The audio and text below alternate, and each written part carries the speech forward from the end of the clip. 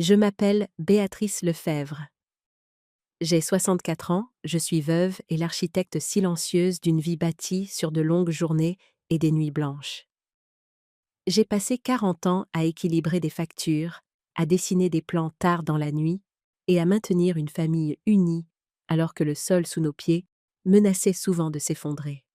Les gens me décrivaient autrefois comme une personne fiable, douce, quelqu'un qui tenait tout ensemble avec un fil invisible. Pourtant, le soir du mariage de mon fils unique, toute cette histoire, chaque sacrifice et chaque souvenir ont été réduits à un ricanement. C'est arrivé si vite que j'ai presque douté de ce que j'avais entendu. La salle de bal était baignée d'une lumière dorée, des lustres en cristal déversant leur chaleur sur des sols en marbre poli. L'odeur des roses se mêlait à celle du champagne. Les invités riaient trop fort, désireux d'impressionner. Les couverts en argent tapaient contre les assiettes. Elles en porcelaine, dans un rythme nerveux. Et puis, de l'autre côté de la table, Mélissa, ma nouvelle belle-fille, s'est légèrement penchée vers ses amis. Sa voix portait juste assez pour atteindre les oreilles qu'elle visait. Avec une moue dédaigneuse, elle a dit « La cuisine, c'est pour les domestiques ». L'air a semblé se fracturer. Quelques-unes de ses amies ont gloussé, un rire bref et superficiel, comme s'il avait été répété. D'autres ont échangé des regards gênés, ne sachant s'il fallait rire ou reculer. Mon fils Daniel, grand et confiant dans son smoking, a serré la mâchoire et a détourné le regard. Il ne m'a pas défendu. Il n'a même pas accusé réception de ce qui avait été dit. Il a simplement redressé sa cravate, comme si ce petit ajustement pouvait effacer la piqûre de la cruauté de sa femme. Pendant un battement de cœur, j'ai senti ma poitrine s'effondrer. Mes doigts tremblaient autour du pied de ma coupe de champagne. L'humiliation brûlait plus fort que n'importe quelle flamme. Pourtant, extérieurement, je suis restée immobile. J'avais déjà été ignorée. J'avais été sous-estimée plus de fois que je ne voulais m'en souvenir. Mais il y avait quelque chose dans la façon dont ces mots fendaient de l'air.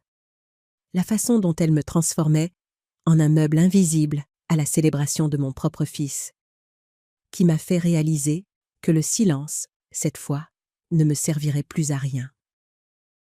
Alors j'ai souri. Pas le sourire doux et indulgent d'une mère, pas le sourire poli d'une hôtesse. C'était un sourire mince, délibéré, aiguisé par des décennies de retenue. Le genre de sourire qui précède un tremblement de terre. J'ai attrapé mon téléphone. Son poids était insignifiant, mais à cet instant, il semblait être en acier. Avec une aisance acquise par la pratique, j'ai appuyé sur un seul numéro. Quand la voix familière de Richard, le directeur financier de l'entreprise, a répondu « Mon ton était stable. Bloquez tous les comptes, définitivement. » Il n'y a eu aucune hésitation, aucune demande de clarification. Richard travaillait à mes côtés depuis assez longtemps pour savoir que lorsque je parlais ainsi, c'était final. « Entendu, Madame Lefebvre, » dit-il, la voix sèche. J'ai mis fin à l'appel, glissé le téléphone dans ma pochette et croisé les mains sur mes genoux. La réaction fut instantanée, bien que silencieuse. Le visage de Mélissa perdit son éclat. Sa main, encore ornée d'un diamant que Daniel n'avait pas gagné, se crispa vers son sac à main. Elle devait sentir la vibration des notifications, les alertes d'actifs gelés, de cartes inaccessibles, de fonds disparus. Ses jointures blanchirent contre la serviette sur ses genoux, alors qu'elle forçait un sourire pour masquer la panique qui fleurissait sur ses traits. La vérité était indéniable. Le monde de luxe qu'elle affichait, robe de créateur, vol en première, reclasse, champagne à flot, n'avait jamais été le sien. Il avait toujours été le mien. Et d'un seul ordre, je l'avais repris. Autour de nous, l'atmosphère changea. La conversation trébucha dans le silence. Un violoniste du quatuor manqua une note avant de se reprendre. Une toux lointaine résonna étrangement fort dans la pause. Une femme de l'autre côté de la table me fixait, les yeux écarquillés. Un mélange de choc et d'admiration.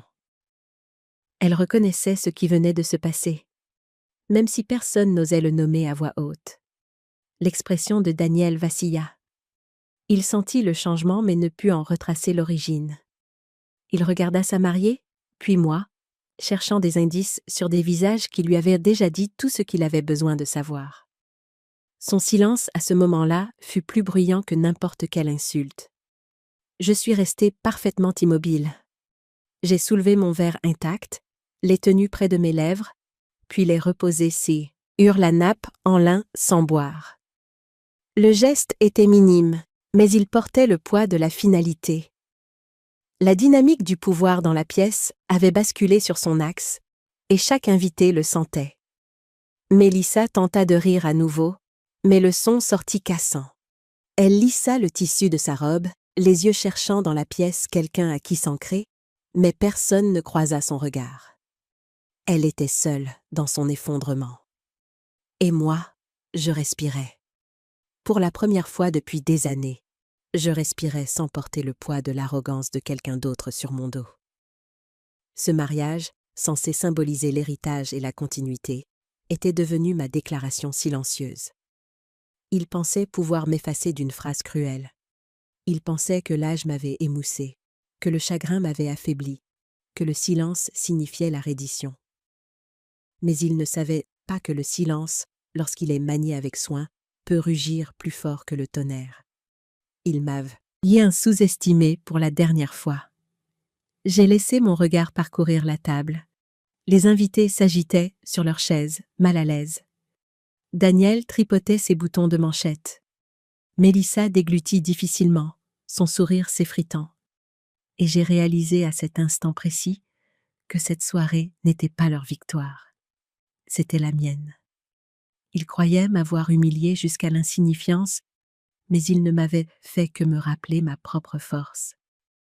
Et voici la vérité que je portais comme une lame secrète. Cet appel téléphonique n'était que le début. Ils pensaient que je leur avais déjà tout donné. Mais ils n'avaient aucune idée. Il me restait plus d'un appel à passer. Et cette histoire, celle que je suis sur le point de vous raconter, commence avec ce simple sourire, cet unique ordre, et le silence qui a suivi. Après que la soirée de mariage eut basculé en cet unique instant de silence, mon esprit fit quelque chose de curieux. Il me ramena en arrière. C'est étrange comme l'humiliation peut raviver non seulement la colère, mais aussi la mémoire, déroulant des années de sacrifice comme une bobine de film. Assise là, entourée de musique et de rires qui ne me touchaient plus, j'ai pensé à la jeune fille que j'étais autrefois, à la femme que je suis devenue, bien avant que quiconque ne me qualifie d'invisible.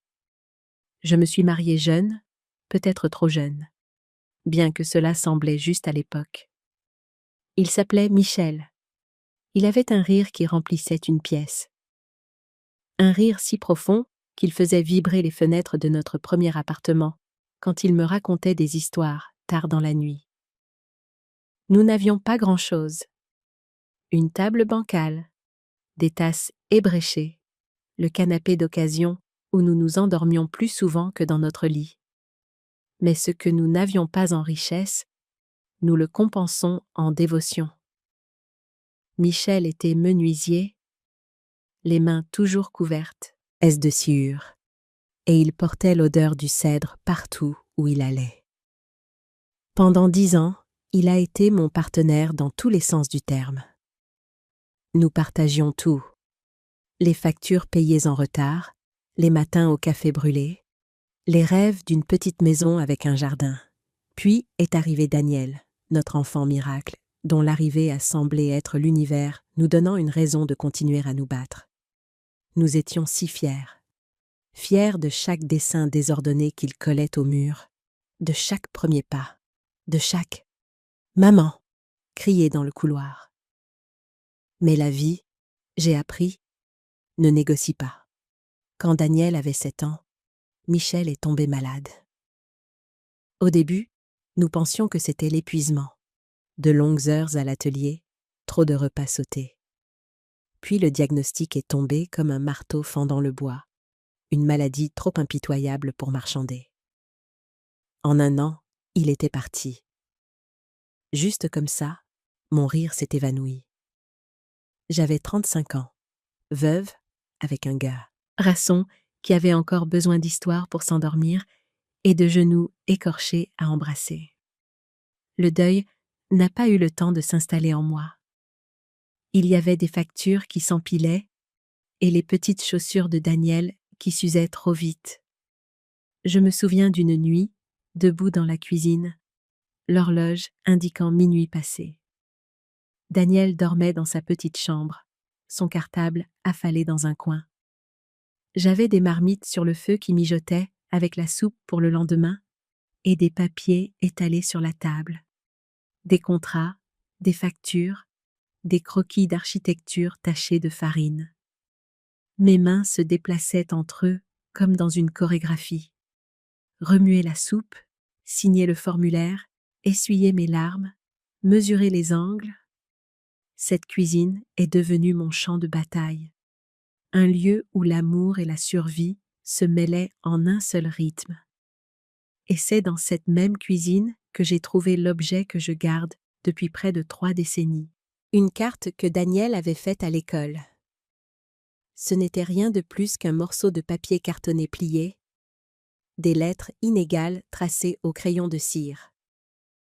Mais les mots se sont gravés en moi. Sur le devant, il avait dessiné un bonhomme allumette avec des cheveux bouclés tenant un marteau. À l'intérieur, il était écrit « Maman est mon héroïne ». Cette carte est toujours avec moi. Les coins se sont cornés, les couleurs ont pâli, les traits de crayon sont estompés par des années de mes doigts traçant les lignes. Chaque fois que l'épuisement menaçait de m'écraser, j'ouvrais cette carte.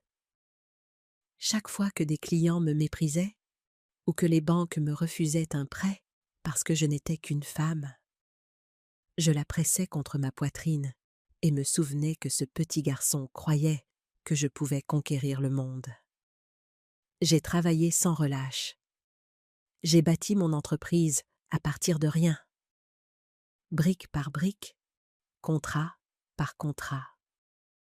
J'ai sacrifié les soirées au parc, les vacances que nous n'avons jamais prises, les anniversaires que je célébrais avec une tarte cuite à la hâte entre 2 échéances. Je me disais que c'était temporaire, qu'un jour, Daniel comprendrait le poids que je portais pour qu'il puisse marcher plus léger. Et parfois, quand les nuits devenaient insupportablement lourdes, je sortais cette carte et m'asseyais à la table de la cuisine. Je relisais les mots. Maman est mon héroïne. Et je me permettais d'y croire juste assez longtemps pour continuer. Maintenant, alors que je rejouais le ricanement de Mélissa dans mon esprit, que je me rappelais la façon dont Daniel était resté silencieux à ses côtés, je sentais les bords de cette carte pressés contre mon cœur. Même si elle était bien rangée dans un tiroir à la maison, ce fragile morceau de papier m'avait porté à travers les tempêtes, la faim, la solitude. Il me rappelait qui j'étais. Ainsi, assise à leur Maria. Je, entourée de verres en cristal et de commérages chuchotés, je savais une chose. Il pouvait me dépouiller de tout respect en public. Il pouvait essayer de m'enfermer dans le silence, mais il ne pourrait jamais effacer la vérité écrite de la propre main d'enfant de Daniel.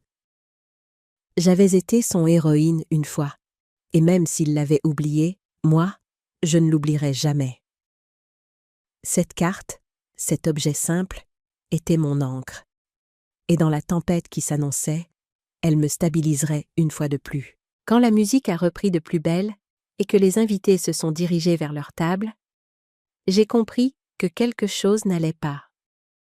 Mon carton nominatif n'avait pas été placée à la table familiale, près de Daniel et Mélissa.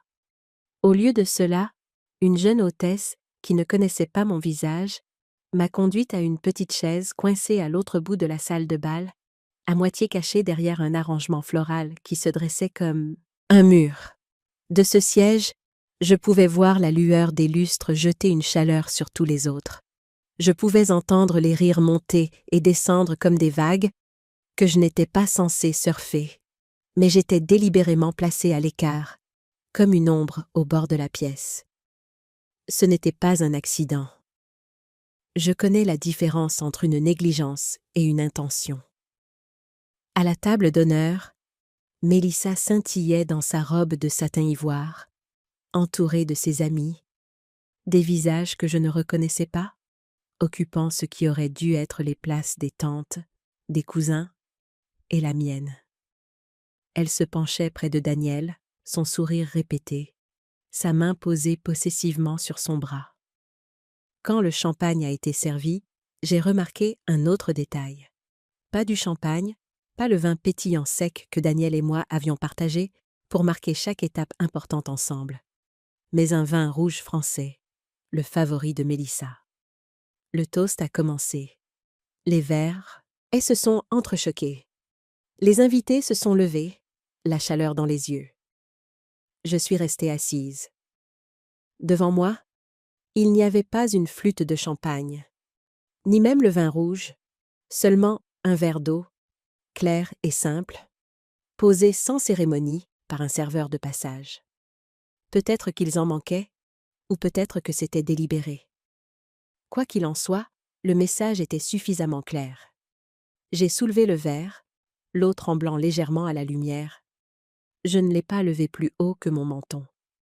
Et quand les yeux de Daniel ont cherché les miens à travers la salle, brièvement, incertain, je n'ai pas souri. Je n'ai pas hoché la tête. Je n'ai pas levé mon verre en accord. J'ai simplement reposé le verre sur la nappe en lin, sans un bruit. Le silence était plus fort que n'importe quel toast que j'aurais pu porter. Autour de moi, la conversation tourbillonnait. Le rire de Mélissa résonnait plus fort que la musique. Ses amis bavardaient sur Paris, Milan, les virées shopping qu'elle prévoyait maintenant qu'elle était solidement mariée au succès. Chaque syllabe était une lame, et le silence de Daniel était la coupure la plus profonde de toutes. Il n'a pas parlé pour moi. Il ne l'a pas corrigé. Il a laissé l'atmosphère lui appartenir entièrement, comme si je n'étais pas là. Je suis restée immobile. C'était mon bouclier.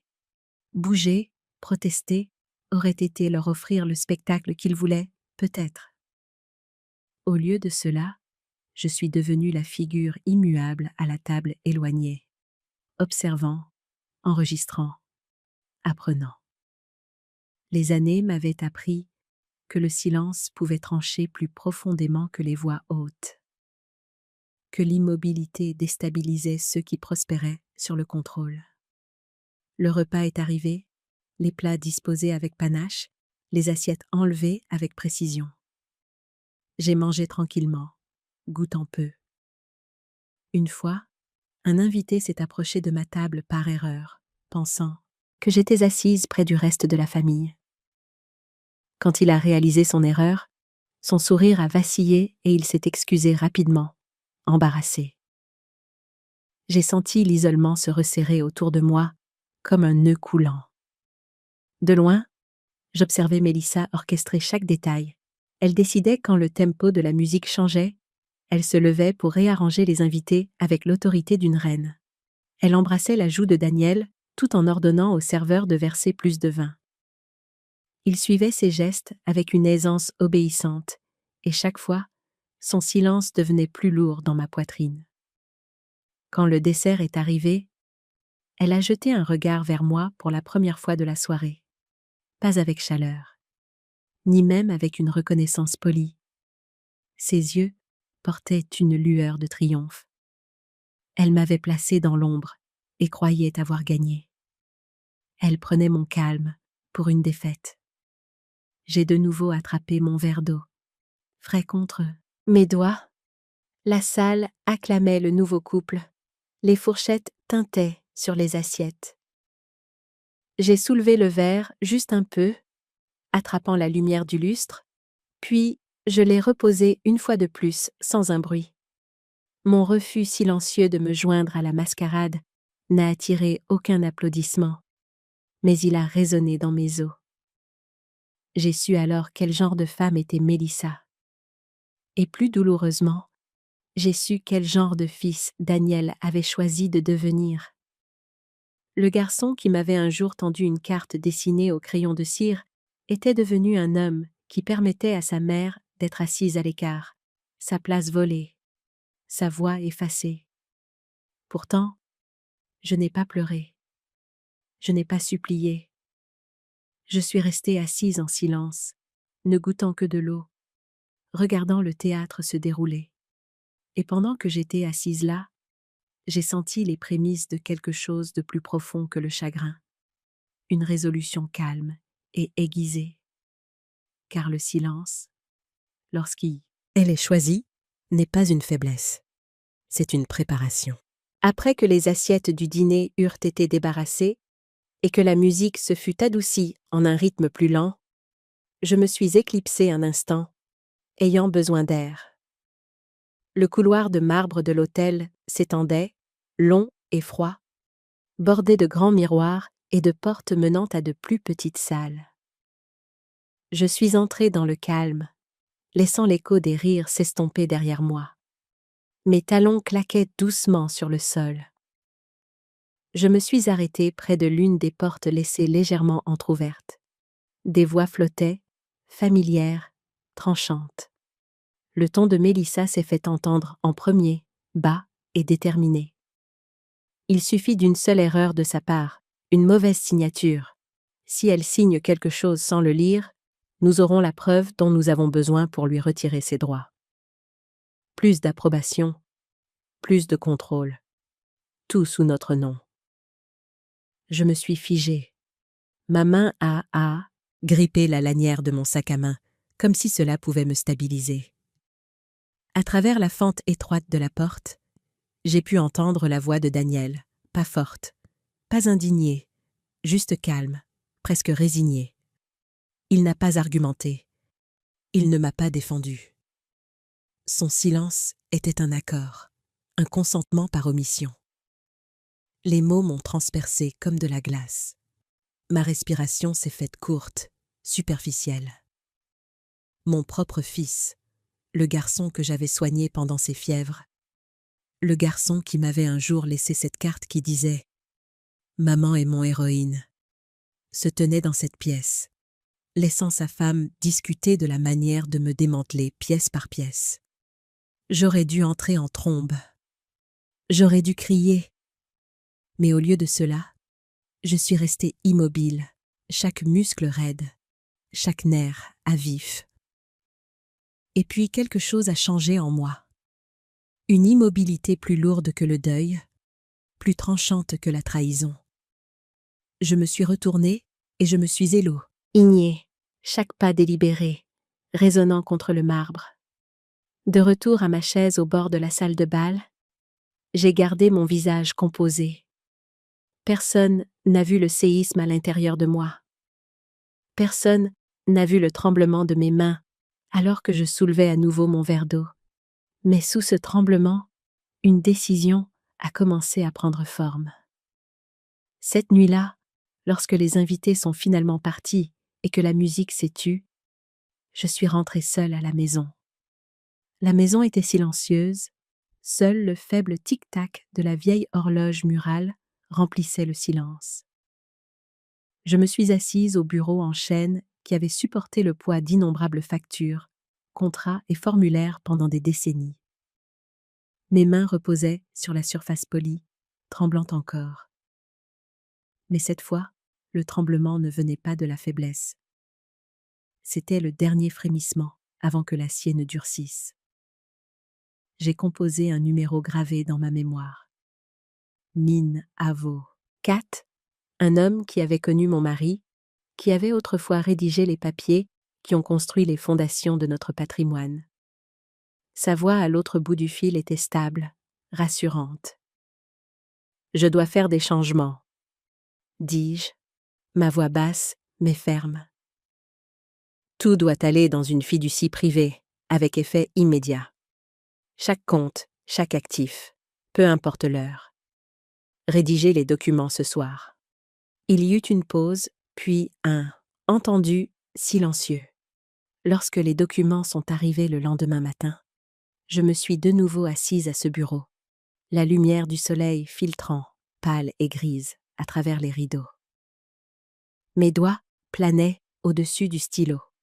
Le poids de la décision pesait sur ma poitrine. Et puis, j'ai tout ralenti. J'ai regardé ma main. Des veines bleues sur une peau fine, les articulations raides par l'âge. Elle tremblait, comme elle l'avait toujours fait ces derniers mois. Un rappel de l'emprise du temps. Mais j'ai posé le stylo avec soin. Je l'ai stabilisé contre la page. J'ai signé mon nom une fois, lentement, délibérément, chaque courbe des lettres écrites comme si elle était gravée dans la pierre. Ma main a tremblé quand j'ai reposé le stylo, mais à l'intérieur, quelque chose s'est stabilisé. J'ai murmuré à la pièce silencieuse, au fantôme de mon mari et au garçon que Daniel était autrefois. C'est la dernière fois que je tremble à cause d'eux. Les papiers étaient scellés, les actifs déplacés hors de leur portée. Aucune signature négligente ne pouvait me défaire maintenant. Aucune manipulation ne pouvait me piéger dans la reddition. Le tremblement de ma main n'appartenait plus à la peur. Il appartenait à la transformation. Quand je me suis adossée à la chaise, la vieille carte a flotté depuis l'étagère au-dessus. Maman est mon héroïne. Les bords usés et adoucis par les années. J'ai laissé mes doigts la caresser une fois. Puis, je l'ai dit, doucement remise en place. Il me pensait fragile, il pensait que je pouvais être effacée, mais je n'avais pas seulement signé des papiers ce matin-là. J'avais signé le début de leur réveil. Le matin après avoir signé ces papiers, je me suis réveillée dans une quiétude qui me semblait différente. Non pas le silence engourdi du désespoir, mais le calme après que la tempête a enfin éclaté. L'air dans la maison était vif, teinté de l'odeur du café qui s'échappait de ma cuisine. Pour une fois, je ne me précipitais pas pour répondre aux besoins de quelqu'un d'autre. Je me suis versé une tasse et me suis assise près de la fenêtre, regardant la lumière glisser sur le vieux parquet en chêne. C'est alors que mon téléphone a vibré. Un message de Clara, une vieille amie que je n'avais pas vue depuis des années. Nous nous étions rencontrés lorsque nos fils étaient à l'école primaire, bien avant que la vie n'ait creusé des lignes si profondes, entre qui j'étais et qui j'avais dû devenir. Elle avait appris par une connaissance commune que Daniel était maintenant marié. « J'adorerais te voir », écrivait-elle. « Je serai en ville aujourd'hui. » « Un café ?» J'ai hésité. Mon instinct était de me replier, de garder ma honte privée, mais quelque chose en moi m'a poussé à avancer. J'ai répondu « Oui ». Cet après-midi-là, je me suis rendue dans un petit café niché à l'écart de la Grand-Rue. Clara était déjà là, assise à une table d'angle, ses cheveux argentés captant la lumière du soleil. Elle a levé les yeux et a souri, son visage ridé non pas de lassitude, mais d'une sorte de force que j'ai immédiatement reconnue. « Béatrice Lefebvre », dit-elle chaleureusement en se levant pour me serrer dans ses bras. « Ça fait trop longtemps. » Son étreinte était stable, rassurante. Nous nous sommes assises, et pendant un moment, nous avons échangé les banalités de vieilles amies, mais les yeux et Clara était perçants. Elle voyait à travers le vernis que j'essayais de porter. « Tu as l'air plus mince », dit-elle doucement. Pas comme un jugement, mais comme une observation. Et plus silencieuse. Quelque chose te pèse. J'ai baissé les yeux vers la tasse entre mes mains, la vapeur s'enroulant dans l'air. C'est Daniel. Ai-je admis? Et sa femme? Il me traite comme si j'étais déjà partie, comme si les années que j'ai passées à construire cette famille, à la maintenir unie après la mort de Michel, n'étaient rien de plus que de la poussière. L'expression de Clara a changé, sa mâchoire se resserrant. Je me souviens de ces années, dit-elle. Je me souviens que tu cumulais 2 emplois, que tu assistais aux pièces de théâtre de l'école, que tu as porté ce garçon à travers toutes les tempêtes. Je me souviens quand tu t'es presque effondré d'épuisement, mais que tu es quand même arrivé à la réunion parents-professeurs, avec des biscuits à la main. Ces mots m'ont transpercé, m'apportant à la fois réconfort et douleur. Elle n'avait pas oublié. Elle avait vu. J'ai secoué lentement la tête. Daniel ne se souvient de rien de tout ça. Ou peut-être qu'il s'en souvient, mais qu'il choisit de ne pas le faire. Et Mélissa? Ma voix a vacillé. Elle m'a ricané au nez à leur mariage, m'a dit que la cuisine était pour les domestiques, et Daniel n'a rien dit. Pendant un long moment, Clara est restée silencieuse. Elle a tendu la main sur la table et a posé la sienne sur la mienne, ferme, sans trembler. « Ils ont peut-être oublié ?» dit-elle tranquillement. Mais moi, je n'ai pas oublié. Je me souviens de qui a construit cette maison, qui a donné chaque parcelle d'elle-même pour que ce garçon puisse se tenir assez grand pour avoir un mariage en premier lieu. Ils peuvent réécrire l'histoire pour leur confort, mais la vérité a ses témoins. J'en suis un, et tu en es un autre. Quelque chose dans ma poitrine s'est desserré à ces mots.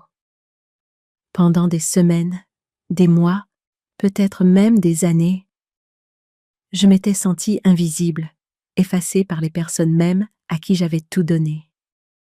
Mais assise en face de Clara, j'ai réalisé que je n'étais pas seule. Ma vie, mes sacrifices, mon amour, ils avaient été vus. J'ai cligné des yeux pour retenir mes larmes. Parfois, je me demande si je suis devenue invisible le jour où Michel est mort, ai-je avoué, comme si mon rôle se définissait uniquement par le fait d'être sa femme, la mère de Daniel. Sans eux, je ne sais plus qui je suis. Clara a serré ma main. Tu es toujours Béatrice. Tu es la femme qui a maintenu les murs debout quand ils voulaient s'effondrer. Tu es celle qui a versé de l'amour dans chaque espace vide. Ils peuvent l'ignorer. Ils peuvent le mépriser. Mais ils ne peuvent pas l'effacer. Ce genre de dévouement laisse une marque trop profonde. Et pour disparaître. Ces mots n'étaient pas grandiloquents. Ils n'étaient pas enveloppés de pitié ou de drame. Ils étaient simplement vrais. J'ai inspiré profondément, laissant la vérité s'installer en moi. Pour la première fois depuis longtemps, je me sentais moins comme un fantôme et plus comme moi-même. La présence de Clara était comme un miroir tendu devant moi, non pas pour montrer mes rides ou ma lassitude, mais pour refléter la dignité que j'avais presque oublié de porter. Quand nous nous sommes levés pour partir, elle m'a de nouveau serré dans ses bras, sa voix près de mon oreille. Béatrice, n'oublie jamais que ton histoire ne se termine pas avec eux. En retournant à ma voiture, ces mots m'ont suivi comme une lanterne dans l'obscurité. Quelqu'un se souvenait encore. Quelqu'un me voyait encore. Et peut-être que c'était le début pour que je me souvienne de moi-même. À la fin de cette semaine, les rumeurs se déplaçaient Pale, eussent vite que le trafic sur la route du lac. Ce qui avait commencé comme une ondulation au mariage était devenu un courant à travers les collectes de fonds, les vernissages et les déjeuners où les faveurs s'échangent derrière des sourires polis. Un fleuriste a tenté de confirmer un paiement et a trouvé le compte suspendu. Un concierge a dit que la suite nuptiale nécessitait une autre carte de crédit. Une boutique a refusé de livrer une robe parce que le virement n'était jamais arrivé. La nouvelle s'est répandue par des sourcils haussés et des chaises rapprochées lorsque mon nom a fait surface. Je n'ai corrigé personne. Je marchais le matin, j'arrosais mes géraniums, je lisais le journal avec mon café et je retournais les appels des fournisseurs. Chaque conversation était brève. Merci d'avoir vérifié. La fondation s'occupera des futures factures. Si une voix insistait pour des détails, je répétais la phrase et mettais fin à l'appel. Mais Lisa s'est effondrée par étapes. Elle a blâmé des erreurs administratives, puis des personnes jalouses, puis un saboteur anonyme. Je n'ai pas répondu. Je pliais le linge, l'odeur de propre plus stable que n'importe quelle excuse tapée sur un écran. Daniel a appelé 2 fois le premier jour, 4 fois le deuxième, et a envoyé un message assez long pour faire le tour d'un pâté de maison. Il voulait de la clarté. Il voulait protéger sa femme. Il voulait que j'explique pour qu'il puisse rassurer les donateurs. J'ai lu jusqu'à ce que les lignes se brouillent, puis j'ai retourné le téléphone face contre table. Son silence au mariage avait sonné comme un verdict. Maintenant, mon silence lui renvoyait le jugement. Je n'allais pas me disputer par SMS et je n'allais pas le sauver des conséquences qu'il avait créées en détournant le regard. La liste de mariage a suivi les comptes.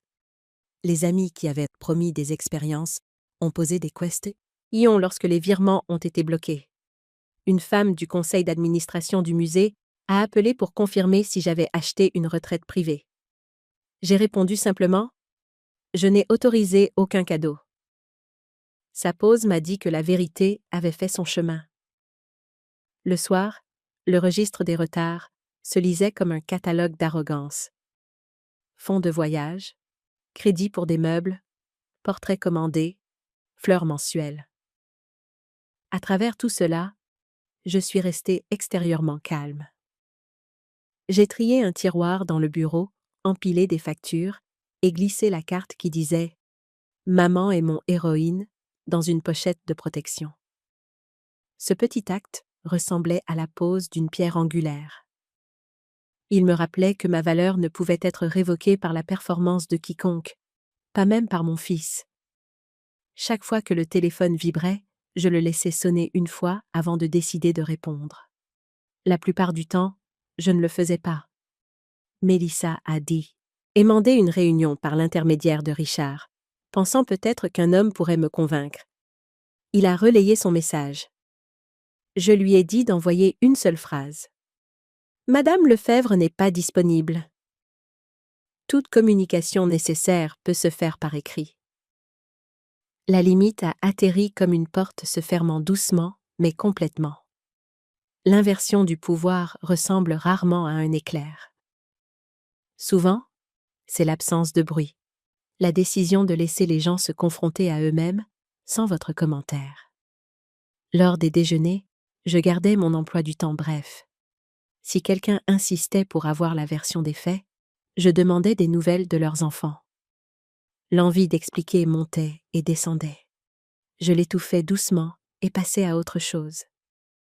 Daniel est arrivé à mon portail un vendredi soir, portant la raideur d'un homme qui avait appris que l'échafaudage sous sa vie ne lui appartenait peut-être pas.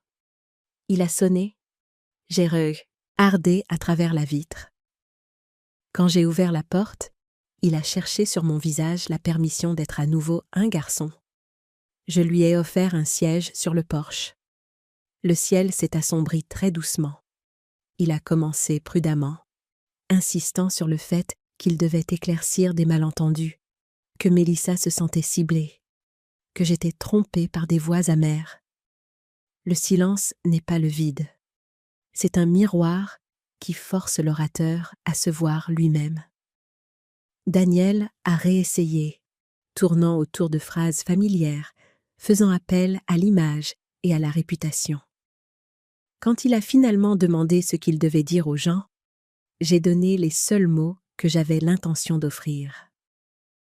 Dis-leur que je vais bien. Dis-leur que la fondation réorganise mes affaires. Ne leur dis rien d'autre. Il a demandé si je restaurerais l'accès pour les apparences jusqu'à ce que la presse se calme. J'ai regardé par-delà lui les hortensias que j'avais taillées ce matin-là, le Urs tête pâle, hochant dans un vent à peine perceptible. Non, dis-je. Les apparences sont la raison pour laquelle nous en sommes arrivés là. Il est parti les épaules carrées contre un temps qui ne soufflait pas. Au lieu de cela, je l'ai laissé marcher jusqu'à la voiture sans le secourir. Mon silence l'a suivi sur le chemin comme une ombre qu'il ne pouvait pas secouer. Cette nuit-là, j'ai préparé du thé et je me suis tenue près de la fenêtre. La ville brillait. Quelque part à l'intérieur, l'histoire continuait de se réécrire sans mon consentement. J'ai réalisé que la phrase la plus décisive que j'avais prononcée toute la semaine ne contenait aucune explication. J'avais dit non au bruit. J'avais dit oui à la dignité du silence. L'appel est arrivé tard dans la soirée, bien après que les lampadaires se soient allumés et que le dernier jogger soit passé devant mon porche. J'étais dans la cuisine, la même pièce où j'avais autrefois équilibré des comptes, remué des soupes et lu des histoires à un garçon qui pensait que j'étais son monde entier. Le téléphone a vibré sur le comptoir. J'ai vu le nom de Mélissa s'afficher à l'écran. Un instant, j'ai envisagé de le laisser sonner jusqu'au silence, mais quelque chose en moi voulait entendre sa voix, peut-être pour enfin affronter la tempête de front. J'ai glissé pour répondre. Son ton était strident, cassant dès le début. « Mère, pourquoi faites-vous ça? Réalisez-vous ce que vous avez fait? Vous nous avez embarrassés devant tout le monde. Savez-vous combien d'appels j'ai dû retourner? Combien d'explications j'ai été forcée d'inventer? » Ces mots dévalaient, rapides, enrobés d'indignation et de peur. J'ai écouté, tenant le téléphone légèrement éloigné de mon oreille, comme si la distance pouvait diluer le poison. Elle ne s'est pas arrêtée assez longtemps pour respirer. J'ai attendu que sa fureur s'éteigne dans le silence. Anse, le genre de silence né de l'attente que je me précipite avec des excuses, des justifications ou des supplications désespérées. Mais la femme qu'elle attendait, celle qui avait baissé la tête pendant des années, n'était plus au bout du fil. Ma voix était calme, stable, dépouillée de toute couche sauf la vérité. Je l'ai fait parce que je t'ai entendu, Mélissa. J'ai entendu chaque mot que tu as murmuré sur le fait d'attendre que je glisse, de prendre tout ce que j'ai construit et de le transformer en ta preuve de victoire. Je l'ai fait parce que le silence à ce mariage était plus fort que n'importe quel cri. Et j'ai enfin compris. Il ne me reste rien à perdre, sauf mon respect de moi-même. Et ça, je ne te le donnerai pas. La ligne est devenue silencieuse. Je pouvais presque imaginer son visage, les lèvres entr'ouvertes, les yeux cherchant la prochaine performance.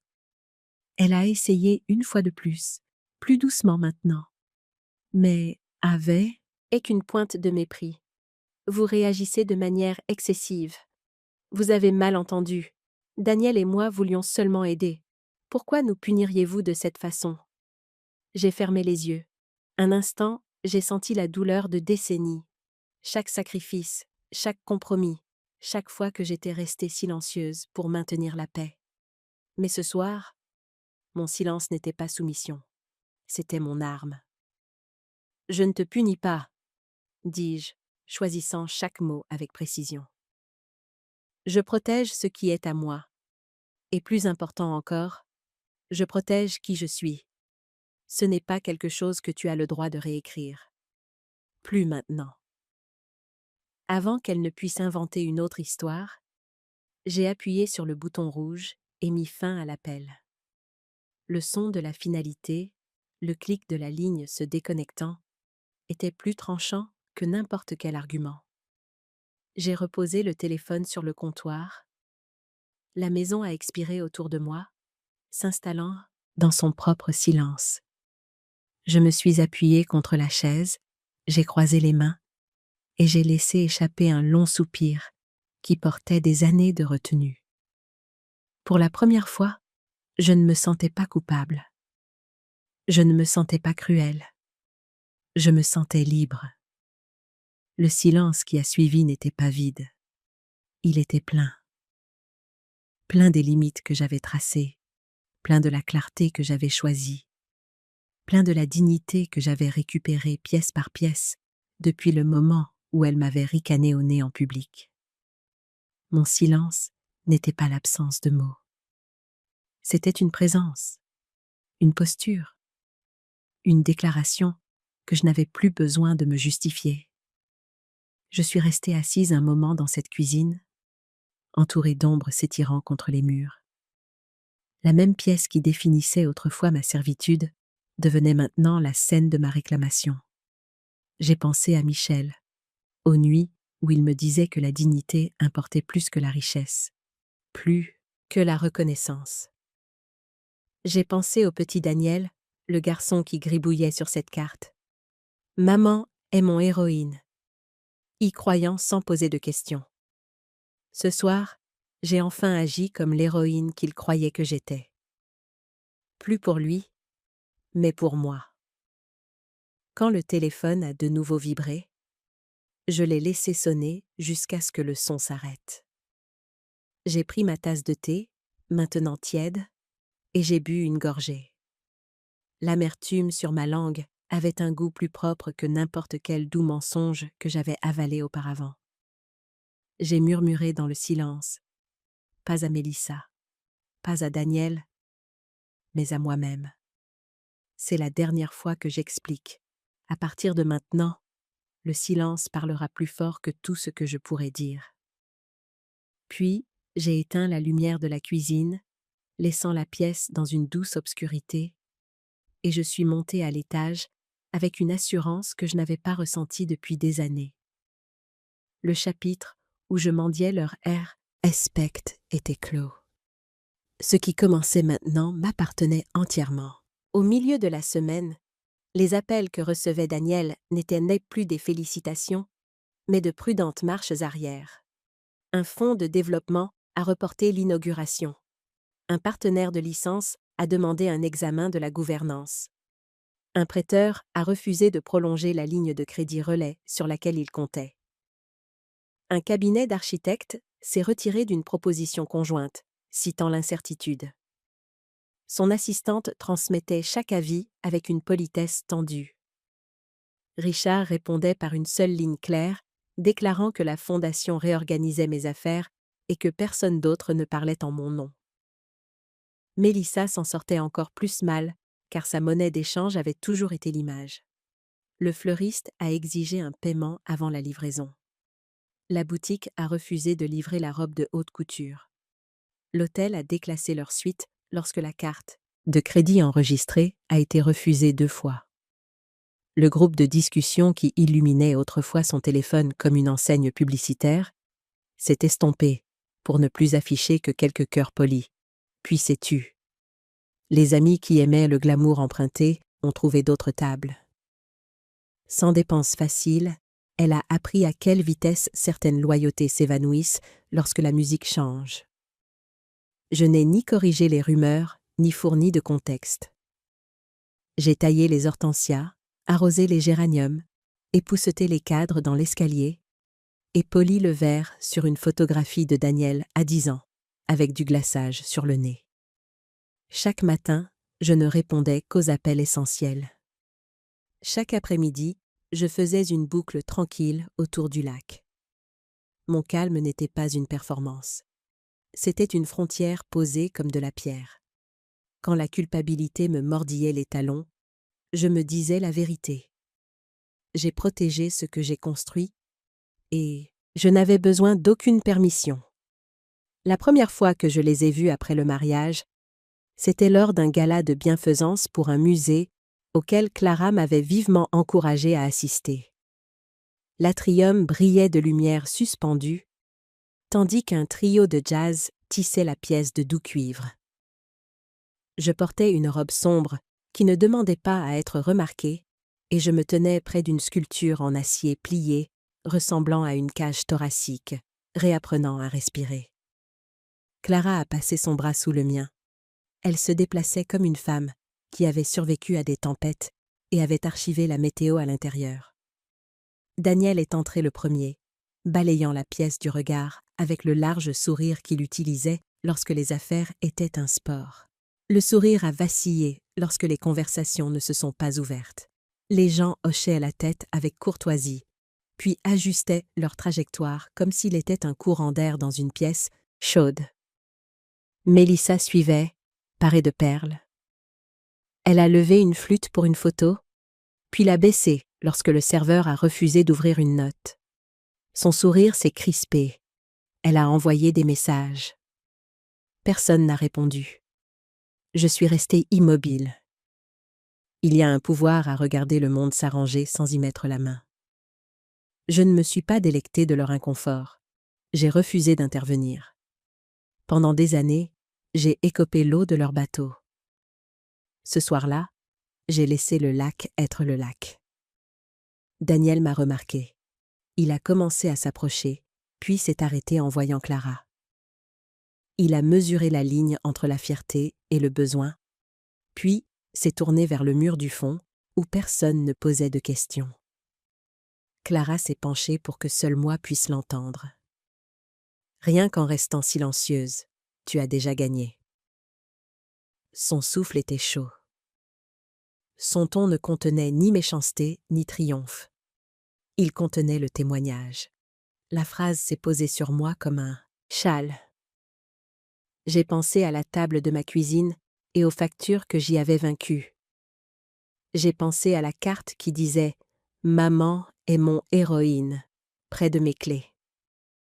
Gagner ne ressemblait pas à une conquête. Cela ressemblait à un retour à la justesse dans une pièce qui avait trop longtemps toléré les mensonges. Près de la sortie, Mélissa a tenté un sourire plus éclatant, aussi tranchant que du verre. « Nous devrions parler », dit-elle, haussant la voix pour les oreilles voisines.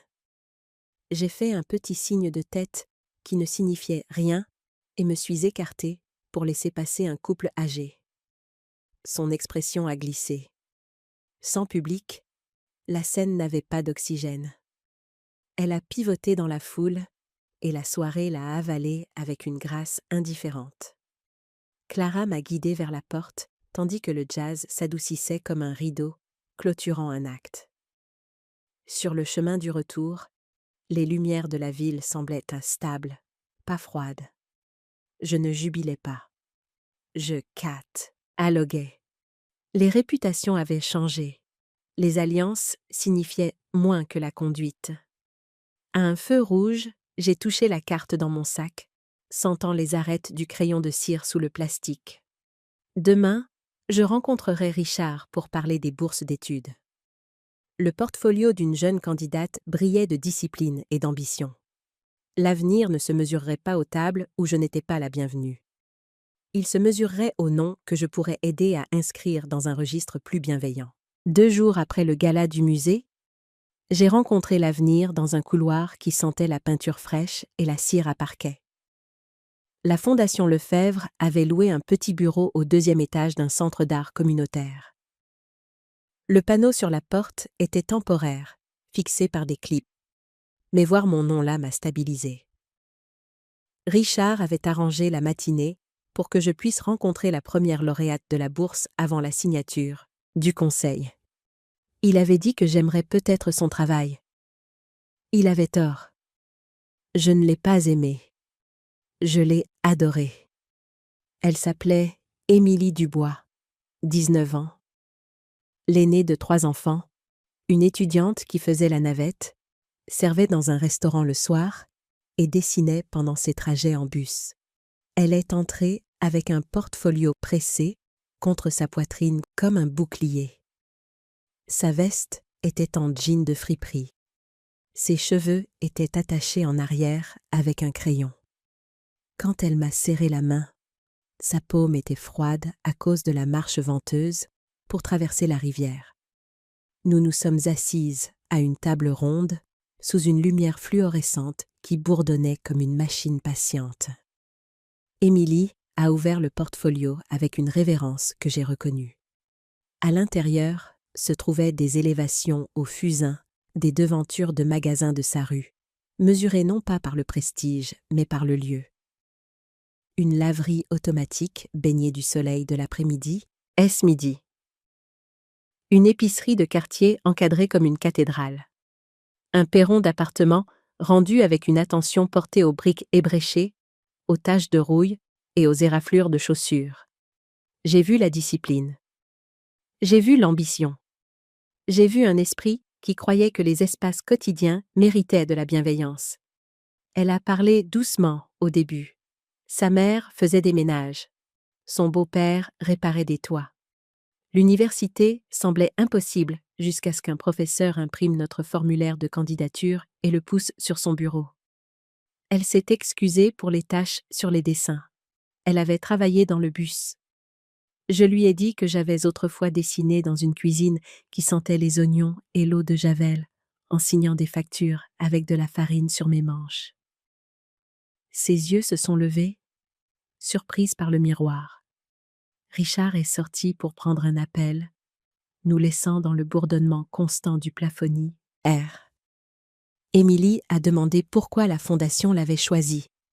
J'ai répondu sans phare. Parce que vous honorez ce que les gens vivent à l'intérieur. Parce que vos lignes écoutent. Parce que je reconnais le courage caché dans votre travail soigné. Elle a ri une fois, rapidement, puis son sang-froid s'est fissuré. Des larmes ont coulé. Pas dramatique, seulement honnête. Elle les a essuyées avec le talon de sa main, comme si elle était gênée d'avoir besoin d'une douceur qu'on ne lui avait pas offerte récemment. Quand elle a fermé le portfolio, elle a attrapé mes doigts. Sa prise était légère, féroce, certaine. « Je garderai votre nom magnifique », dit-elle. La phrase était simple. Elle a atterri comme une cloche. Ma gorge s'est serrée. La beauté, j'ai réalisé, n'était pas le clinquant que ma belle-fille amassait. La beauté était ce que cette jeune femme avait l'intention de faire avec une chance. Nous avons visité les salles de classe du studio. Elle a touché chaque table à dessin, comme si elle saluait un hôtel. Elle m'a parlé de l'escalier de l'immeuble de sa grand-mère, qui vibrait quand le métro passait. Comment elle avait appris à synchroniser ses pas avec le grondement pour ne pas trébucher. Comment le design, pour elle, signifiait écouter les vibrations et ajuster le monde pour atténuer leurs secousses. La définition était parfaite. Avant qu'elle ne parte, j'ai glissé une fine enveloppe sur la table. À l'intérieur se trouvait la première allocation et une carte de transport. Je lui ai demandé de m'envoyer ses pages de processus une fois par mois. Je ne voulais pas d'affiches polies. Je voulais des essais tachés et des notes désordonnées. Elle a hoché la tête comme un soldat acceptant des ordres. À la porte, elle a marqué une pause. « Mon quartier connaît votre nom de famille, » dit-elle. « Ils penseront à la richesse. Je les ferai penser à l'accueil. » Puis elle est partie. Rapide dans les escaliers, un éclair de jean et de crayon. Je suis restée seule dans la lumière bourdonnante et j'ai compris que l'histoire de mon nom avait changé sans un seul discours. Je n'avais pas besoin d'un mariage pour confirmer un héritage. J'avais besoin de pièces comme celle-ci et d'étudiantes comme elle. La carte dans mon sac pressait contre mon portefeuille. Pendant des années, j'avais lu « Maman est mon héroïne » pour survivre à une autre journée de travail. Aujourd'hui, je l'ai lu et j'ai compris la mission d'une nouvelle manière. Un héros fait de la place. Un héros construit des portes. Un héros remet des clés. Dehors, le vent poussait les bannières. Les pigeons se déplaçaient comme des employés sur la place. J'ai appelé Clara pour lui parler d'Émilie. Elle a répondu à la première sonnerie et a écouté pendant que je décrivais la cathédrale de la laverie. Quand j'ai eu fini, elle a ri doucement. « La voilà ?» dit-elle. « Voilà la femme qui a construit une maison et invité le quartier à entrer. » Daniel est venu me voir un matin gris où les nuages pendaient si bas qu'il semblait pressé contre les toits. Je ne l'avais pas vu depuis des semaines, bien que son absence ait sa propre présence. Des rumeurs m'étaient parvenues, réunions ratées, portes fermées, silence, là où les applaudissements résonnaient autrefois. Je pensais qu'il enverrait une lettre, ou pire, rien du tout. Au lieu de cela, il est apparu à ma porte, le visage plus vieilli qu'il ne l'avait jamais semblé, portant quelque chose de plat pressé contre sa poitrine. C'était la carte, la même petite carte, dessinée avec la main appliquée d'un enfant, avec des lettres au feutre, tordues, mais triomphantes. Maman est mon héroïne. J'ai reconnu les taches de doigts gras, la légère odeur de colle des bacs de bricolage de l'école. Mon souffle s'est coupé car je ne l'avais pas touchée depuis des années. Elle avait été pliée dans mon portefeuille jusqu'à ce que les bords se déchirent, puis rangée dans un tiroir pour la conserver. Maintenant, dans les mains de Daniel, elle ressemblait à une relique découverte après une inondation. Il se tenait maladroitement, comme si le seuil était une salle d'audience. Sa voix n'était pas stable quand il a parlé. « Je me souviens d'avoir écrit ça, » dit-il. « Je me souviens de t'avoir vu pleurer en travaillant et de t'appeler quand même forte. » Il a tendu la carte comme si elle pouvait combler des décennies. Je l'ai prise, mais la chaleur n'a pas voyagé entre nous. Mes doigts ont tremblé une fois, puis se sont stabilisés. Ses yeux ont cherché les miens, implorant la partie de moi qu'il avait autrefois portée à travers la maladie et les tempêtes. Pendant un battement de cœur, j'ai voulu le serrer dans mes bras, comme je le faisais quand il était petit, quand le monde semblait survivable, seulement parce que je promettais qu'il le serait. Mais les promesses faites dans l'innocence ne sont pas toujours celles que l'on peut tenir dans la trahison. J'ai laissé le silence s'installer. Lourd, nécessaire. Il a réessayé. « Maman, j'ai oublié ce que tu as fait pour moi. J'ai laissé ces mots compter plus que les tiens. Sa gorge s'est nouée autour de sa confession. Je sais que tu as entendu. J'aurais dû l'arrêter. J'aurais dû être ton fils, pas son ombre.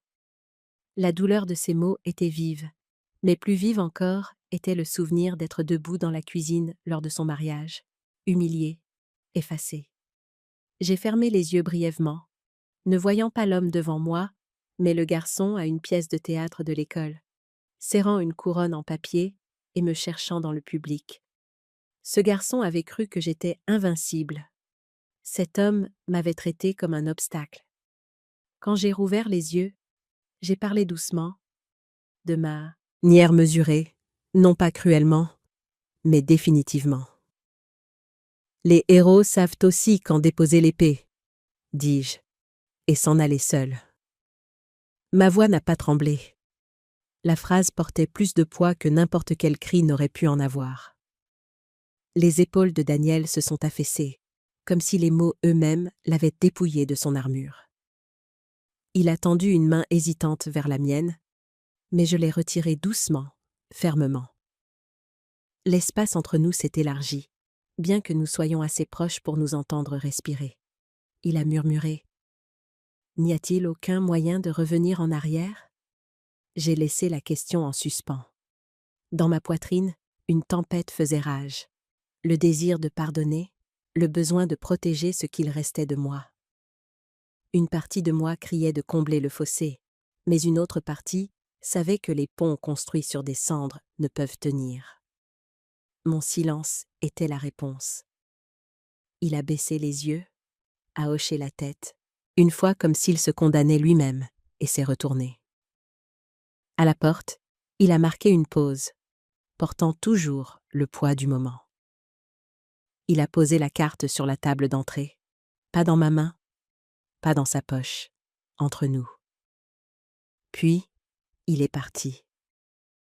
Je suis restée longtemps à regarder la carte, cette encre fragile d'une vie autrefois pure. Ma poitrine s'est serrée, mais je ne me suis pas effondrée.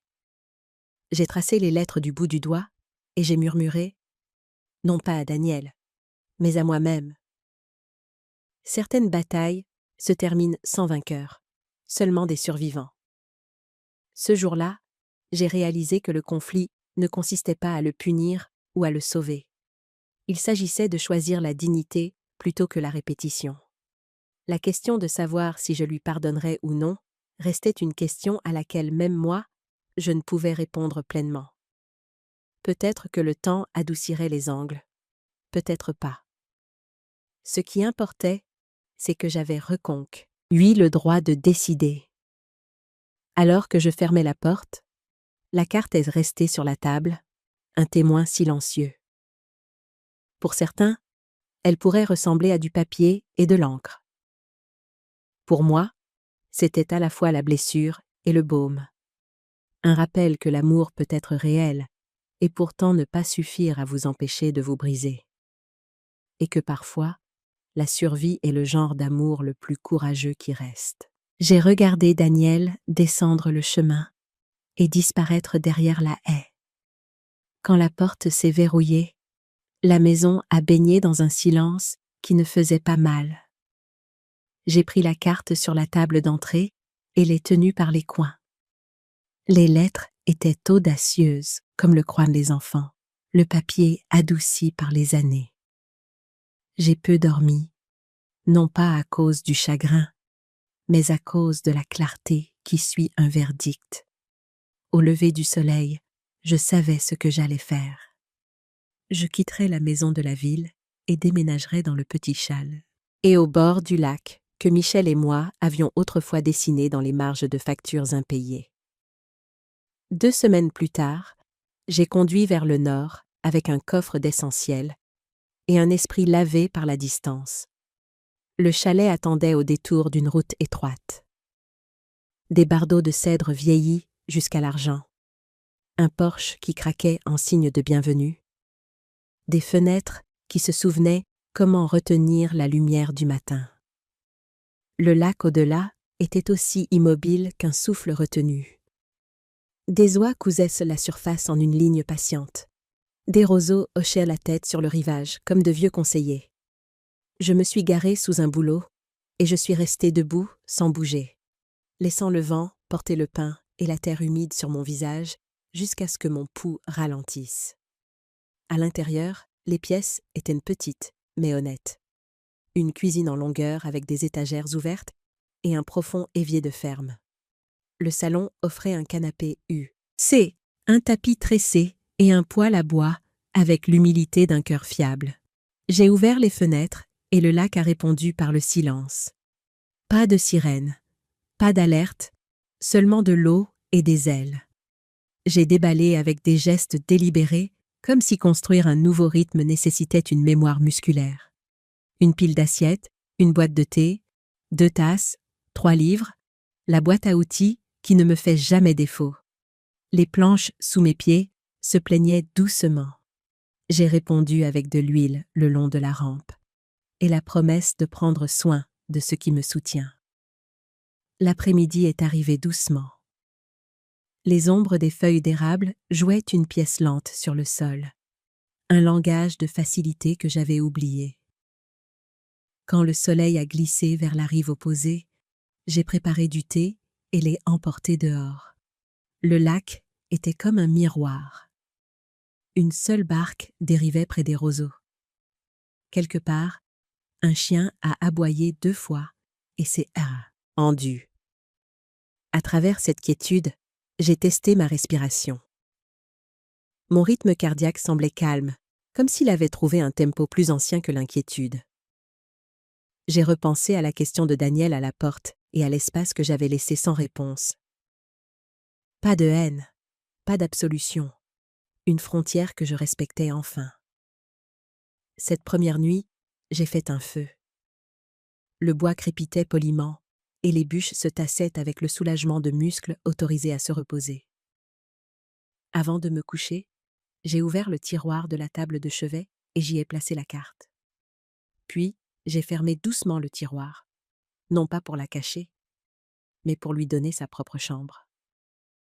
Les jours sont tombés dans un schéma qui ne demandait rien à un public. Je me réveillais tôt, marchais le long du rivage, pendant que la brume montait en ruban, apprenais les oiseaux par les chemins qu'ils cousaient sur l'eau. Je cuisinais des repas simples. J'ai réparé un loquet des serrés. J'ai empilé du petit bois par taille, comme Michel me l'avait appris. Les après-midi, je lisais les portfolios des étudiants et rédigeais des lettres pour la fondation. Les soirs, j'écoutais le vent effleurer le lac comme une main prudente. Mon téléphone restait face contre table. Quand il sonnait, le son rejoignait celui des grillons et s'estompait. Un après-midi, Clara est arrivée avec un sac de citron et un sourire éclatant de gentillesse. Nous nous sommes assises sur le porche et avons regardé la lumière voyager sur les ondulations. Elle a désigné la chaise en face de moi et a dit, comme pour établir un fait, que « le trône te va bien ». J'ai ri. Le son semblait nouveau dans ma bouche. Elle n'a pas posé de questions sur Daniel. Je l'ai remerciée pour cette miséricorde avec une autre tasse de thé et une part de 4/4 qui refroidissait sur le comptoir. Nous avons parlé de livres, de recettes et de la joie tenace des feux, la dame qui refusait de disparaître. Au crépuscule, après son départ, j'ai apporté la carte à la table de la cuisine et l'ai posée au centre. Le soleil était descendu assez bas pour passer à travers le verre soufflé de la fenêtre. De l'or s'est brisé en éclats sur le papier. Les mots « Maman est mon héroïne » brillaient comme s'ils venaient d'être écrits. Je n'ai pas pleuré. J'ai laissé la lumière faire ce que la lumière sait faire. Révéler sans bruit. Bénir sans argument. Ce moment était à la fois une clôture et une aube. La maison ne semblait pas vide. Elle semblait juste. Le lac tenait sa promesse de silence. Le porche promettait de la compagnie quand je le choisirais. La carte promettait une fidélité à moi-même que rien ne pouvait révoquer. J'ai touché la table une fois et j'ai fait un vœu que je pouvais tenir. Je vivrai ici honnêtement. Je donnerai avec discernement. Je garderai la pièce où mon nom reste propre. Quand la dernière relumière a glissé du bord du papier, j'ai allumé la lampe et mis de l'eau à chauffer pour le thé, sans peur de la nuit et de la nouvelle vie qu'elle invitait. Le coup frappé à la porte de mon chalet ce matin-là n'était pas urgent, mais régulier, comme s'il portait un souvenir plutôt qu'un besoin. Quand j'ai ouvert, Clara se tenait là avec un panier en osier accroché à son bras, son sourire s'épanouissant avant même que les mots ne se forment. À l'intérieur du panier se trouvait un bocal en verre de citron confit, leur écorce brillant comme un rayon de soleil capturé. Elle m'a dit qu'elle les avait préparés comme sa mère nous l'avait montré à toutes les deux, à l'époque où nous étions de jeunes épouses apprenant à faire durer un sou et à ajouter de l'éclat à des repas simples. J'ai pris le bocal de ses mains avec soin. Quand je l'ai tenu à la lumière, le soleil qui filtrait à travers le verre a rendu ma cuisine dorée. Nous nous sommes installés sur le porche, deux femmes qui ne se pressaient plus. Le lac s'étendant, large et indulgent, devant nous. Clara a posé le bocal entre nous sur la petite table, comme s'il méritait sa propre chaise. Elle a ri en disant que nous avions partagé des recettes, du chagrin, même le silence, mais jamais un héritage. Le mot flottait dans l'air, à la fois lourd et délicat. Je nous ai versé du thé, la vapeur s'enroulant dans l'air du matin, et j'ai attendu qu'elle soit prête à en dire plus. Elle s'est adossée à la chaise en bois, les yeux plissés vers l'horizon, là où la ligne entre l'eau et le ciel se fondait en une seule. Puis, elle s'est tournée vers moi et a parlé lentement. « L'héritage, dit-elle, ce n'est pas la maison que tu construis ou les comptes que tu protèges. L'héritage, c'est qui continuera à prononcer ton nom avec respect quand tu ne seras plus là pour le défendre. » J'ai laissé les mots s'installer. Ils portaient plus de vérité que n'importe quel testament ou acte de fiducie ne le pourrait. J'ai pensé à Daniel, à Mélissa, à la manière creuse dont leur nom résonnait dans des pièces qui avaient autrefois abrité des rires. J'ai pensé à Émilie, la jeune boursière dont la main avait saisi la mienne et avait promis de porter mon nom avec dignité. Et j'ai pensé à Clara elle-même, qui n'avait jamais laissé le monde oublier que j'avais été forte, même quand d'autres essayaient de me réduire au silence. J'ai demandé à Clara quel héritage elle pensait laisser. Elle a souri avec une douceur qui ne vient qu'après des années d'endurance et de pardon. Elle a dit qu'elle espérait que ce serait le rire porté dans les cuisines de ses petits-enfants et la force tranquille dont ses filles se souviendraient les jours où elles douteraient d'elles-mêmes. Elle m'a dit que l'argent s'efface, que les maisons se délabrent et que les photographies se cornent avec le MPS, mais que le respect gagné par les choix faits dans l'adversité demeure. Nous sommes restés assises un long moment dans ce genre de silence qui renforce plutôt qu'il n'affaiblit. Le bocal de citron brillait au centre comme un petit autel. J'ai réalisé qu'au cours de mes décennies à courir après les provisions, à protéger les actifs et à abriter Daniel du froid du monde, j'avais déjà construit un héritage. Non pas dans les chiffres des comptes ou les briques des maisons, mais dans la carte qu'il avait autrefois écrite au crayon. Dans la fondation qui menait maintenant des étudiants vers des avenirs plus brillants. Dans les amis comme Clara, qui ne m'avaient jamais laissé disparaître. J'ai dit à Clara que j'avais autrefois craint de mourir oubliée, comme si mes années de sacrifice allaient s'évanouir en papier déchiqueté ou en soldes effacés. Mais maintenant, assise au bord du lac avec elle, j'ai compris. Mon héritage était déjà vivant. Il respirait en des étudiants comme Émilie, en des voisins qui se souvenaient de ma main tendue par-dessus une clôture, en des femmes qui répéteraient mon histoire pour se raffermir lorsque la vie en demanderait trop. Clara a tendu la main sur la petite table et a pressé la sienne sur la mienne. Elle a dit doucement : « C'est pour ça que tu te tiens encore droite, Béatrice, parce que ton héritage n'attend pas d'être écrit. Il est déjà écrit dans le respect que tu imposes sans élever la voix. » Le vent a changé. La planche du porche a soupiré.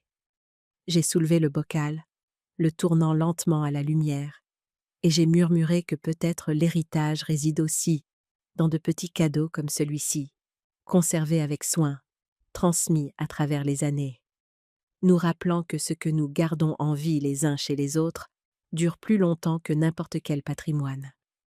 Clara a levé sa tasse de thé vers moi.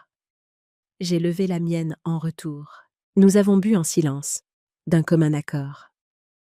À cet instant, je ne ressentais aucune amertume, seulement de la clarté. Quand mon heure viendra, je ne souhaite pas être mesurée par ce que je possédais.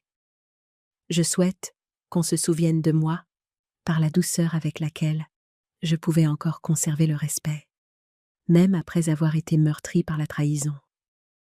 Alors que le soleil se penchait vers l'ouest, Clara s'est levée, m'a embrassée sur la joue et a promis qu'elle reviendrait avec plus de citron, plus de rire, plus de rappels. Je l'ai regardée descendre le chemin, le panier se balançant, et je me suis dit que l'héritage, en effet, n'est jamais le marbre que nous sculptons. C'est la façon dont une autre voix dira votre nom avec tendresse après votre départ. Le matin où le gros titre a éclaté, j'étais assise près de la fenêtre avec mon thé, la vapeur s'élevant dans l'air frais. Le journal avait été glissé sous la porte de mon chalet, ses plinettes sentant encore faiblement l'encre. En première page, des lettres en gras annonçaient que Béatrice Lefebvre s'était complètement retirée de Sinclair Holdings, avait liquidé ses actifs restants et avait transféré la fortune à la Fondation Lefebvre pour l'éducation et la résilience des femmes. Mon nom était soudainement partout, non pas lié à la trahison ou au scandale, mais à un acte qui en a déconcerté certains et inspiré d'autres. J'ai déplié le journal lentement, mes doigts stables maintenant, ne tremblant plus comme ils le faisaient autrefois lorsque je signais des contrats ou des ordres sous pression. Les photographies montraient le siège de Sinclair, des fenêtres sombres brillant comme des yeux froids, et en dessous, une plus petite photo d'Émilie me serrant la main lors de la réception des bourses. Le contraste était saisissant, presque poétique. Les chroniqueurs débattaient de ma décision. Certains ricanaient que j'avais abandonné mon devoir familial. D'autres me louaient pour avoir brisé les chaînes de la cupidité et redirigé le pouvoir là où il pourrait avoir le plus d'importance. Dans les pages mondaines, les voix bourdonnaient de critiques et d'admiration. Au club privé, j'imaginais Mélissa essayant d'expliquer à son cercle d'amis pourquoi les comptes ne gonflaient plus d'une indulgence sans fin. Dans les salles de conseil, Daniel devait probablement répondre à des questions sur la raison pour laquelle sa mère avait choisi le principe plutôt que l'empire. Mais ici, dans la quiétude de mon chalet, le vacarme semblait lointain. J'ai tourné chaque page avec soin, lisant les analyses, les commérages, même les mots acerbes qui me qualifiaient de froide. Pour une fois, je n'ai pas ressenti la piqûre du jugement. Je n'avais aucun besoin de me défendre, aucune urgence à élaborer des explications.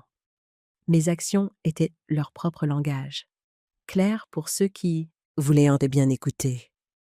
Je me suis souvenu des mots de Clara sur l'héritage. Comment ce n'est pas ce que l'on amasse, mais ce qui persiste lorsque votre nom est prononcé dans des pièces où vous n'entrez plus jamais. Elle avait raison. Déjà, des lettres avaient dû commencer à arriver à la boîte postale que je maintenais. Des étudiants me remerciant pour des bourses, des femmes dans des foyers écrivant qu'elles voyaient de l'espoir se refléter dans ce que j'avais fait. Leurs mots l'emportaient sur les colonnes de critiques par 1000 fois.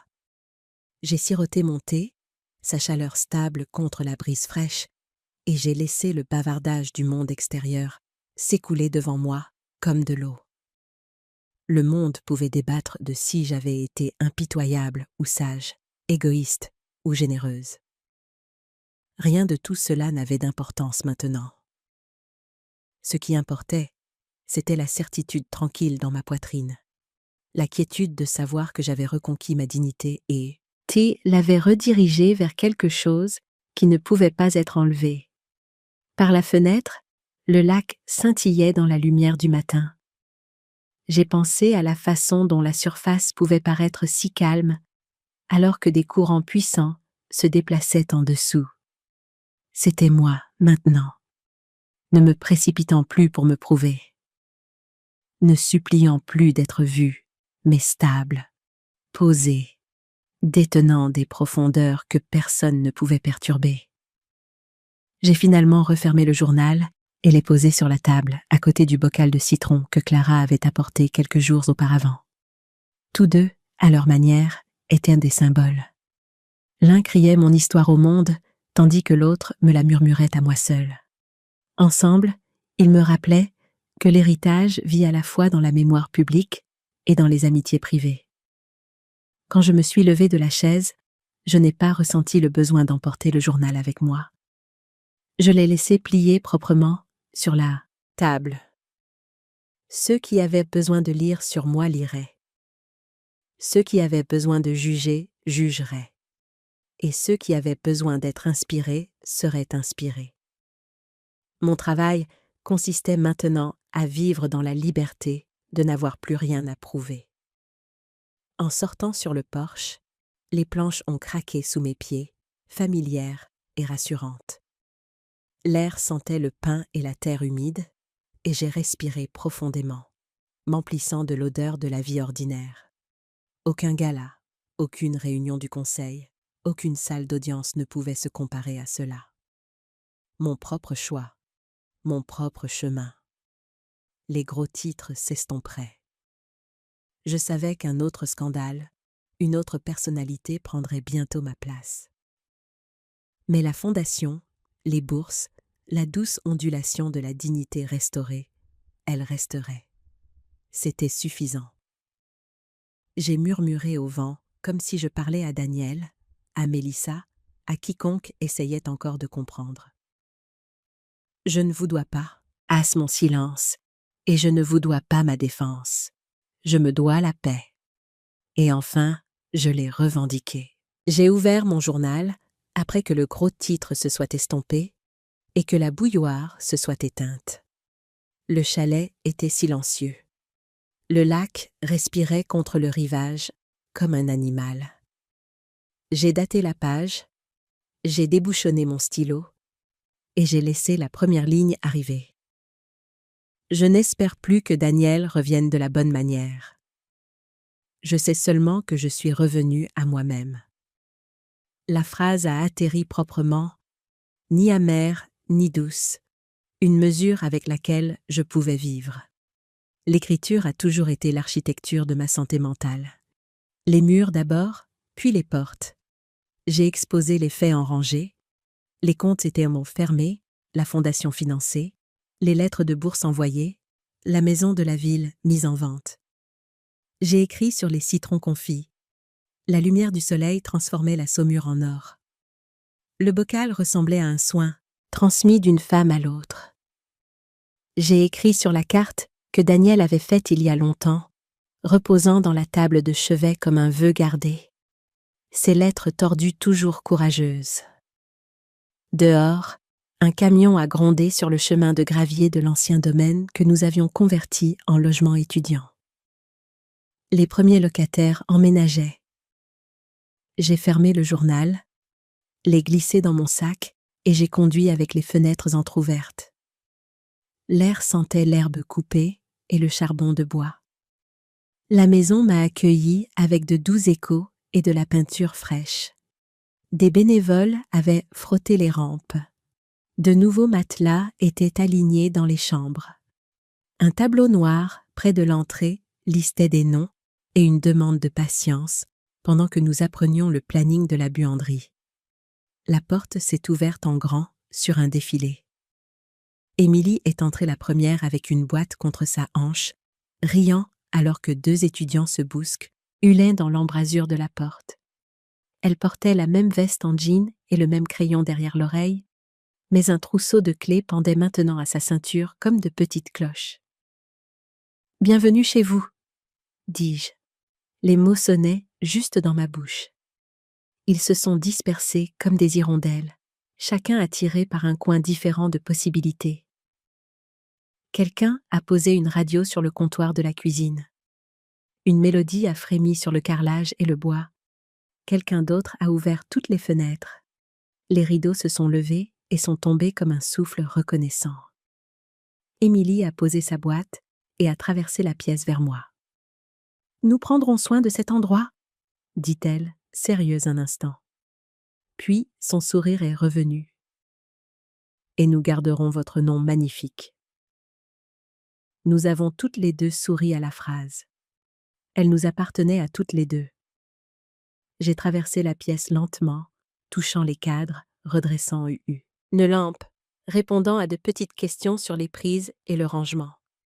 Les rires montaient dans la cage d'escalier. Les pas battaient un rythme de jeunesse que je n'avais pas entendu depuis des années. Ils débattaient de l'endroit où accrocher une affiche. Ils négociaient l'espace sur les étagères avec une grâce maladroite. Quelqu'un a préparé un café assez fort pour réveiller une ville. C'était comme une maison qui apprenait à parler. Émilie m'a appelé du porche et m'a demandé de voir l'arrière-cour. Une table de pique-nique usée attendait sous un érable. Un jardin d'herbes aromatiques récemment retourné sentait la promesse. Nous nous sommes tenus ensemble et avons regardé le chemin de briques que j'avais posé avec des bénévoles la semaine dernière. « Céline, écoute, » dit-elle, s'agenouillant pour passer un doigt le long du mortier. Je l'ai vu aussi. Le chemin contournait le lilas comme pour s'incliner. Le respect peut-être, j'ai conçu. Un éclat de rire a débordé par la fenêtre de la cuisine. Quelqu'un a crié un merci. Quelqu'un d'autre l'a corrigé en « Merci, madame », ce qui a fait protester la première voix. J'ai senti le son me traverser comme une chaleur. La maison avait trouvé son premier langage. En fin d'après-midi, les boîtes étaient aplaties et empilées. Le tableau noir était rempli de gribouillis et de numéros de téléphone. La radio est passée à un match de baseball qui bourdonnait comme l'été. J'ai serré Émilie dans mes bras à la porte. Elle a levé les clés avec une petite fioriture. Le métal a tinté. Elle m'a salué comme si nous étions des soldats de la même guerre silencieuse. De retour au chalet, le lac s'était installé dans un argent vespéral. J'ai préparé du thé, rouvert le journal et ajouté une ligne de plus. L'héritage, c'est la façon dont les autres portent votre nom quand vous n'êtes pas dans la pièce. J'ai posé le stylo, suis sorti S, hurle Porsche, et j'ai regardé par-dessus l'eau.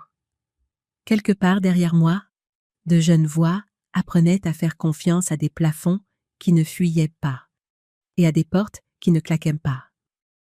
J'ai laissé tomber mes épaules. Ma respiration est devenue facile. Je n'avais pas reconquis un trône. J'avais reconquis une vie. Le vent a effleuré les roseaux dans un seul soupir net. Je l'ai égalé avec l'un des miens, léger et certain, et j'ai regardé la surface retenir le ciel. Je vous ai emmené à travers mon histoire, et maintenant, alors que je ferme ces pages, je veux vous laisser avec une vérité qui m'a porté plus loin que la richesse, les titres ou même les liens familiaux. Si vous avez déjà été méprisé, si vous avez déjà été transformé en une ombre dans votre propre maison, ou si vous vous êtes déjà senti invisible à la table même que vous avez construite de vos propres mains, souvenez-vous de ceci. Vous avez toujours le pouvoir de vous à se relever. Vous pouvez vous tenir debout, vous pouvez respirer, et vous pouvez mettre fin à la performance qu'ils ont essayé de scénariser pour vous. Parfois, la réponse la plus forte n'est pas dans les cris ou les supplications, mais dans le silence et un pas en arrière. Ce silence n'est pas le vide. C'est une déclaration que vous n'êtes plus disponible pour leur cruauté.